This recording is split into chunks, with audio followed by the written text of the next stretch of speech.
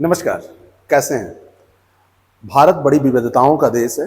आप भारत के जिस कोने में जाएंगे कुछ ना कुछ आपको नया देखने को मिलेगा। आज की काम की बात के एपिसोड में हम एक विवाह ऐसा भी डिस्कस करने जा रहे हैं जो कि झारखंड के आदिवासी समाज से ताल्लुक़ रखता है। वहाँ पर जो विवाह की ये प्रथा है वो अन्य क्षेत्रों से थोड़ी सी अलग है। आपने सुना होगा कि जब विवाह होता है तो दुल्हन जो है वो दूल्हे के घर जाती है, लेकिन यहाँ पर दूल्हा दुल्हन के यहाँ रहता है। हमेशा के लिए नहीं, कुछ समय के लिए रहता है, लेकिन वो समय काफ़ी लंबा भी हो सकता है। तो इस वीडियो के अंतर्गत हम झारखंड के आदिवासी समाज में एक विवाह के रीति रिवाज के बारे में डिस्कशन करेंगे और बड़ा मज़ा आने वाला है आपको। तो इस वीडियो को पूरा देखिएगा और अगर अच्छा लगे तो दूसरों तक भी पहुंचाइएगा। झारखंड का जो आदिवासी समाज है ये अलग प्रकार की एक विवाह संस्कृति में विश्वास करता है और ये जो विवाह संस्कृति है ये कई इसके प्रोसेस हैं जो आपको बिल्कुल अलग लगेंगे। ये कल्चर जो इनका है इसमें मुंडा, संथाल, उरांव, खड़िया, गोंड, असुर, बैगा, बिरहोर, गोडाइल, पहाड़िया ये जनजातियां आती हैं। और ये जो हैं जनजातियां ये मानी जाती हैं कि राजनीतिक तौर पर बहुत सजग हैं और इनकी आबादी झारखंड में नियर अबाउट 27% पाई जाती है। तो राजनीति में इनका बहुत महत्वपूर्ण योगदान हो जाता है वोटर के तौर पर। तो अगर इनका ये योगदान है तो इनके कल्चर को भी हमको वैसे भी जानना चाहिए। और भारत, जैसा कि मैंने कहा कि जिधर भी आप जाएंगे अलग अलग कल्चर के लिए जाना जाता है। तो भारत में इनके यहाँ जो विवाह की झारखंड में आदिवासियों में जो प्रथा है वह है कुडूख विवाह। ये एक अलग सी अनूठी परंपरा आपको देखने को मिलेगी।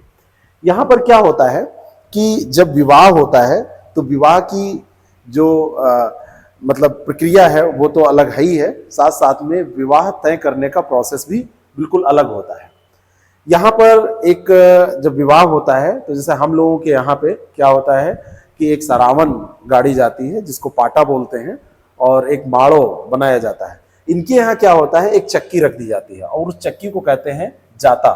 जाता की स्थापना की जाती है और वधू के परिवार के आंगन में ऐसा किया जाता है। वर वधू को देखा जाए तो वधू जाता पर खड़ी होती है और वर पीछे से खड़ा होके एड़ी के बल ऐसे खड़ा होके उस पर पैर टिकाता है और उसको सपोर्ट करता है। फिर वर वधू की मांग में 3 बार सिंदूर लगाता है। और सबसे खास बात मैं आपको बताऊं कि ये सिंदूर केवल शादी के समय ही लगाया जाता है, बाद में पूरे जीवन ये सिंदूर नहीं लगाया जाता है। जबकि हमारे यहाँ महिलाएं पूरे जीवन सिंदूर लगाती हैं, इनके यहाँ बाद में ये सिंदूर नहीं लगाया जाता है। जो ये विवाह है, विवाह का प्रस्ताव भी बिल्कुल अलग है। विवाह का प्रस्ताव नॉर्मली आप देखेंगे कि लड़की वाले लड़के वालों के पास जाते हैं हिंदू धर्म में, लेकिन यहां पर क्या होता है, हाँ मुसलमानों में लड़की वाले नहीं जाते हैं, लड़के वाले आते हैं। लेकिन ये लोग हिंदू धर्म को मानने के बावजूद भी इनके यहाँ क्या है कि लड़के के परिवार को लड़की के घर रिश्ता मांगने जाना पड़ता है। और यहीं से वो एक अलग प्रकार की परंपरा का भी आप प्रारंभ मान सकते हैं, जो कि अभी आपको अंत में मिलेगी कि विदाई भी लड़के की होती है। प्रतीकात्मक प्रस्ताव जब वो रखते हैं तो बड़े मजे की बात मुझे ये लगी कि इसमें वो ऐसे कहते हैं जब रिश्ता मांगने जाते हैं, ये मैंने जो पिक्चर यूज किए हैं ये 3D पिक्चर है, क्योंकि किसी भी संस्कृति किसी भी कला को ऐसे हम इस्तेमाल नहीं कर सकते हैं। ऐसे इस्तेमाल करने में हो सकता है कि उनको अच्छा ना लगे कि भाई हमारी ये पर्सनल बातें हैं, तो यहाँ पे 3D पिक्चर के माध्यम से आपको दिखाया जा रहा है। जब वहां पे जाएंगे लड़के वाले तो कहेंगे आपकी एक फसल मुझे पसंद आ गई है या आपकी गाय मुझे अच्छी लगी है। डायरेक्टली नहीं कहेंगे, बहाने से कहेंगे। और अगर ऐसा वो कहते हैं तो सामने वाला लड़की वाला समझ जाता है कि ये जो आए हैं वो क्या कह रहे हैं, हमारी लड़की का हाथ मांग रहे हैं। वर पक्ष 1.25 रुपये से 7.5 रुपये की राशि लड़की वालों को फिर भेंट करेंगे। और इस जो भेंट राशि जो ये कर रहे हैं इसको कहते हैं डाली टका। इसको क्या कहते हैं, डाली टका।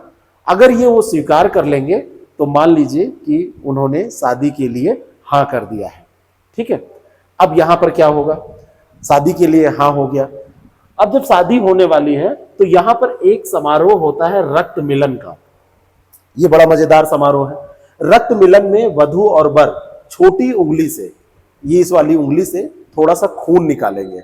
वर की उससे भी खून निकाला जाएगा और वधू से भी खून निकाला जाएगा और फिर इस खून को मिलाया जाएगा और इस खून को मिला के फिर तिलक लगाया जाएगा। एक दूसरे के माथे पर ये लोग तिलक लगाएंगे।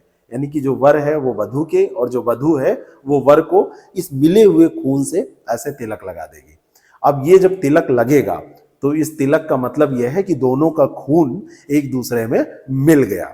अब आप ये समझिए कि ये कितनी एक साइंटिफिक आप मान सकते हैं कि इसको एक मिलाने का प्रयास किया जाता है। फिर ये जब शादी हो जाती है इस तरीके से, तो जो आदिवासी संस्कृति में सबसे महत्वपूर्ण चीज है वह है तीर धनुष। तो ये उनका सदियों से जीविकोपार्जन का एक आधार रहा है। तो जो वधू है वो अपने साथ तीर लेके आती है ना, तीर धनुष वहां पे लेके जाती है और पति द्वारा उसकी रक्षा का ये प्रतीक माना जाता है।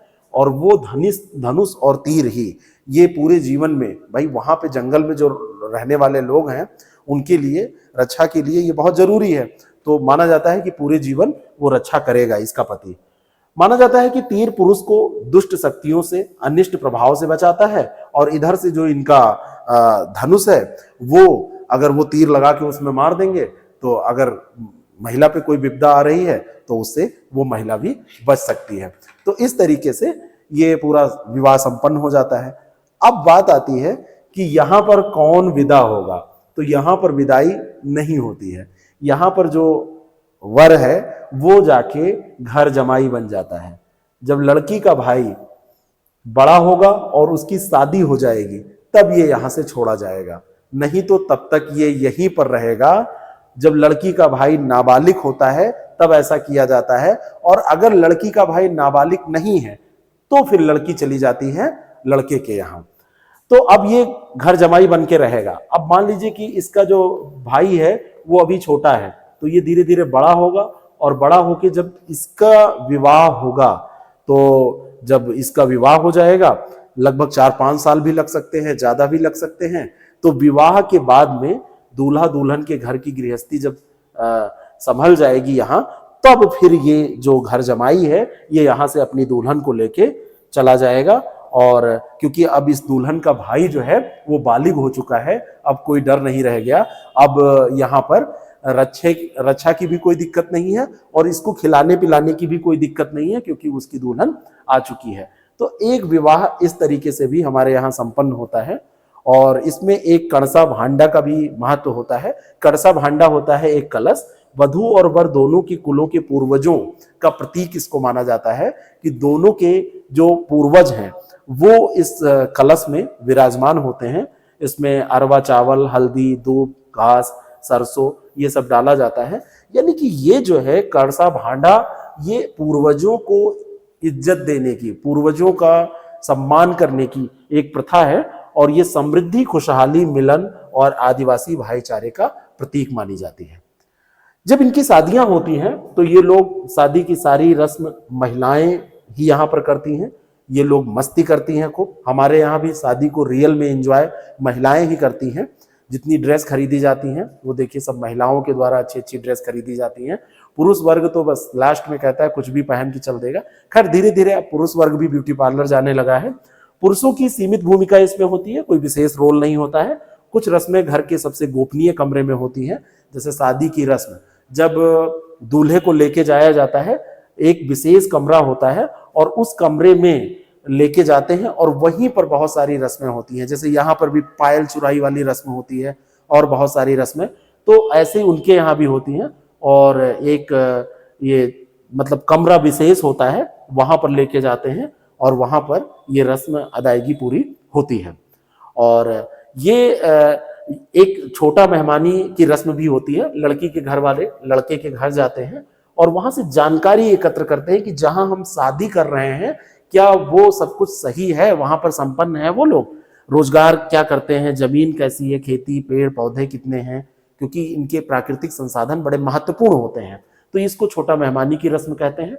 और फिर सिंदूर का उपयोग ये केवल शादी में करती है। मैंने आपको बताया शादी हो जाती है फिर सिंदूर ये दोबारा कभी लगाती ही नहीं है महिलाएं। और सिंदूर अदायगी की रस्म घर के खास कमरे में ही होती है, वहां पर ही लगाया जाता है, और उसके बाद में फिर ये कभी सिंदूर नहीं लगाती हैं। और इनकी पूरी शादी में जंगल, नदियां, पहाड़, झरने, इन सब का बड़ा महत्व होता है, क्योंकि ये आदिवासी जीवन के अंग हैं सब। तो जितने संस्कार इनके हैं तो उनमें इन सब की भी पूजा की जाती है, पहाड़ों की, झरनों की, नदियों की, जंगल की। तो ये शादी पूरी प्राकृतिक तौर पर होती है और इस विवाह में जो रिश्ता तय करने से लेके और अंत तक का काम है, उसमें परिवार के बड़े सदस्य का बहुत महत्वपूर्ण स्थान रहता है। वही लोग ये सारे काम करते हैं और विभिन्न रस्मों का संचालन परिवार के अन्य सदस्य करेंगे, लेकिन मालिक जो होते हैं वो बड़े लोग ही होते हैं, डायरेक्शन वही देते हैं। और समुदाय विवाह समारोह में पूरा पार्टिसिपेट करता है पूरा आदिवासी समुदाय जो है। खाना बनेगा, सब लोग खाएंगे और कई दिनों तक ये फंक्शन चलते रहते हैं। खूब ज्यादा ये लोग अपना पारंपरिक वाद्य यंत्र बजा के नाचते हैं, गाते हैं, लोक नृत्य करते हैं, सामूहिक गायन भी इसमें होता है। शादी को फुली एंजॉय करने की जब बात आती है तो वो यही लोग करते हैं। यहाँ पर तो बहुत कुछ आर्टिफिशियल होता जा रहा है। तो ये लोग जमीन से जुड़े लोग हैं, प्रकृति से जुड़े लोग हैं। हम लोगों को भी इनसे प्रेरणा लेनी चाहिए और प्रकृति की तरफ बढ़ना चाहिए। ज्यादा से ज्यादा नेचर में जब हम लोग रहने की कोशिश करते हैं तो प्रकृति भी हमारा साथ देती है और हम एक खुशहाल जीवन प्रकृति में रह के बिता सकते हैं। तो ये एपिसोड कैसा लगा, एक विवाह ऐसा भी। हम मिलेंगे अगले किसी एपिसोड में और काम की बात फिर से करेंगे। और इस एपिसोड का केवल एक मतलब है कि जो जिम्मेदारियां हमारी हैं, जो हमारी रस्में हैं, जो हमारे कल्चर हैं, उनको हमको संजोकर रखना चाहिए, उन जिम्मेदारियों का निर्वहन करना चाहिए। Thank you.